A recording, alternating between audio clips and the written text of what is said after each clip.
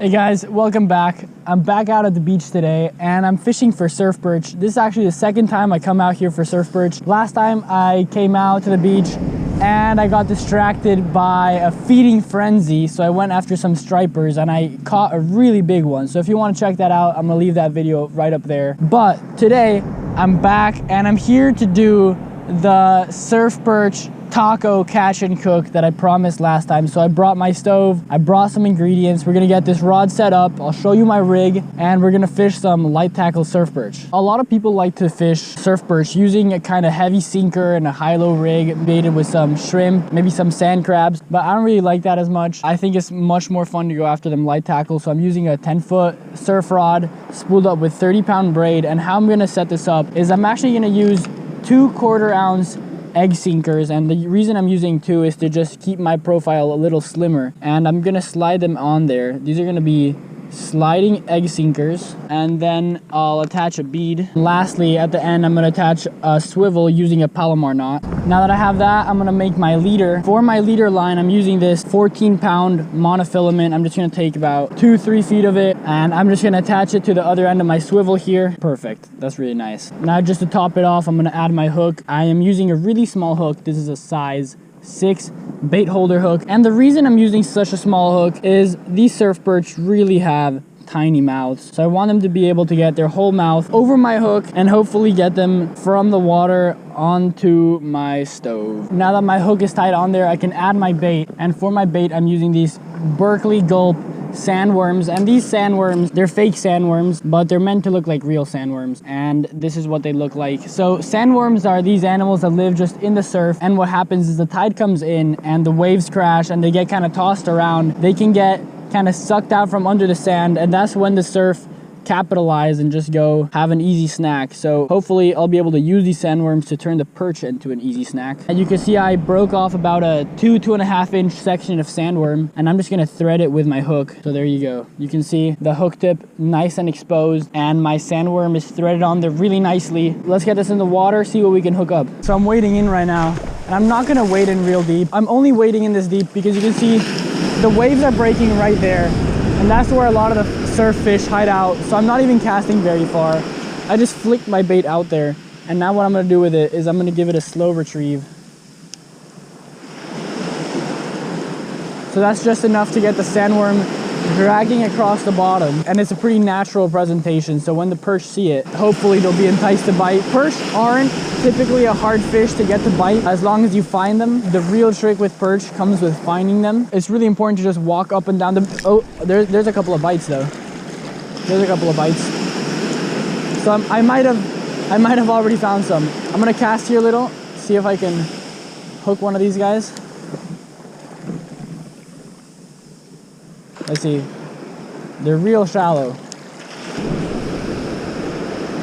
Another thing to consider when fishing for surf perch is that most of the fish aren't far in there, so they're not necessarily traveling like this back and forth between the shore and the surf.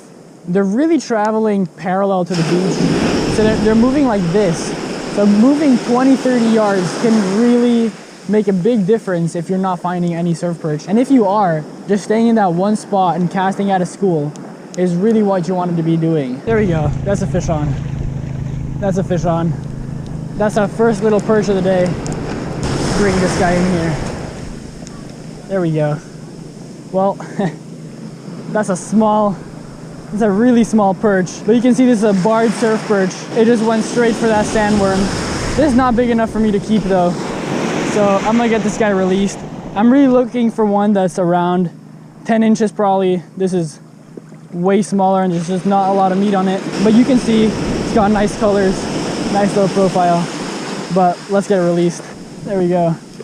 It's off. But they usually swim in schools, so I'm gonna cast this right back out there, see if I can pick up another one. There we go. There's a nice little surf perch on. This one feels bigger than the last one. Let's reel it in. Not a lot of fight on these guys, but they do taste great. There we go. Ah, this is nicer. This is a nicer one. This one is gonna be made into tacos. Let's go. All right. Nice. All right, so second fish of the day, first keeper. Nice little barred surf perch. You can keep up to 10 of these in a day, and this guy just bit on that sandworm, but we're gonna turn him into tacos. I'm gonna dispatch him humanely though, so what I'm gonna do is I'm just gonna take him, and I'm gonna take these scissors, and I can literally just cut the gills just like that, and that'll take care of this guy. So he'll bleed out, and later we'll get him on the stove. Per person, I usually recommend eating about 1 or 2 surf perch, so I'll probably try to catch 1 or 2 more because I want to keep some extra, but that's basically it. Quick little trick to keep your surf perch fresh, because a lot of times you want to fish after you catch him. You can just bury them in the sand, kind of mark the spot, but just kind of there you go. That thing's gonna stay fresh, and you can pick him up later, eat him. That's what we're gonna do. Oh, I'm getting some bites.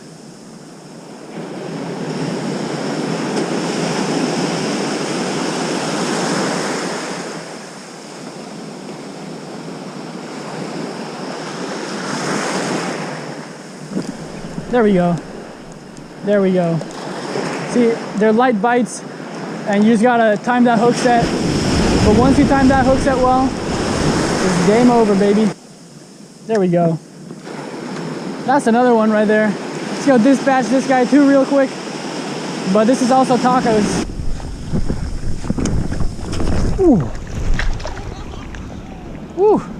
Oh, almost got off. Almost got off. These guys are really good at swimming through the surf. So even if it falls in a little bit of water, it has enough to just get back in there. So dispatch this guy, bury him with his friend. There's his friend. There we go. We got 3 now. That's pretty nice. All right. Bye guys, see you in a bit.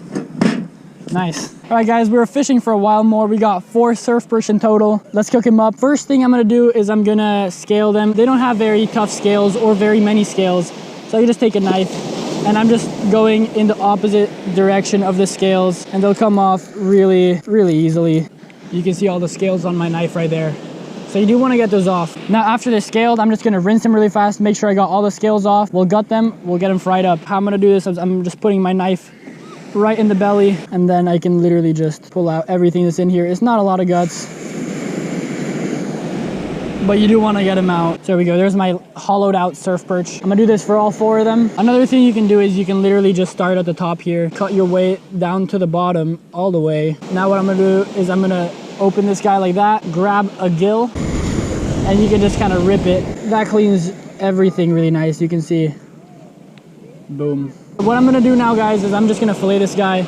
Basically I'm just gonna start quick cut. I can start at the bottom or at the top, either way works.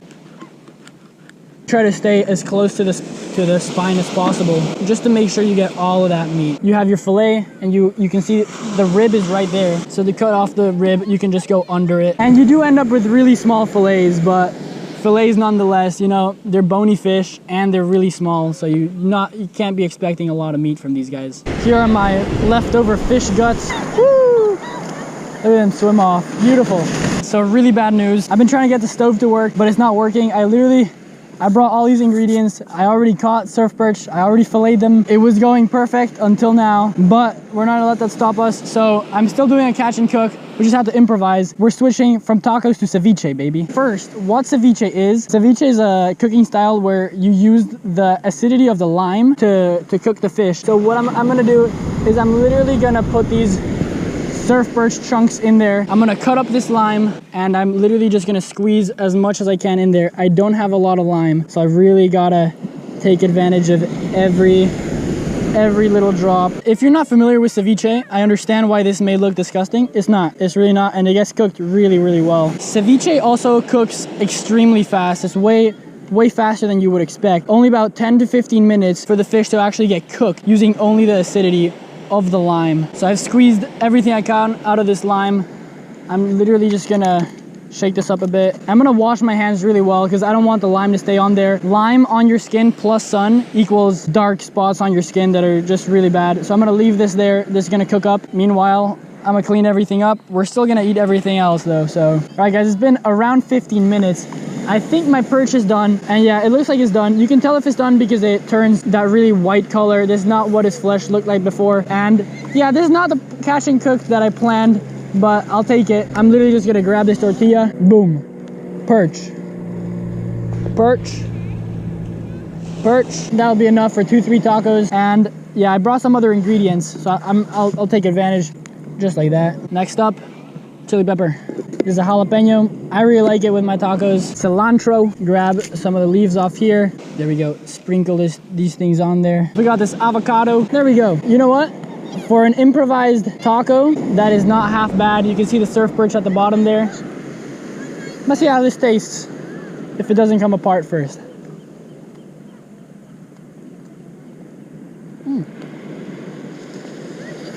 It's a little sandy, but it's not bad. It's good. If you're ever at a beach and you have a lime, you can cook anything. Guys, I hope you enjoyed this video. If you did, please subscribe, please like it, please come back. Until next time, tight lines.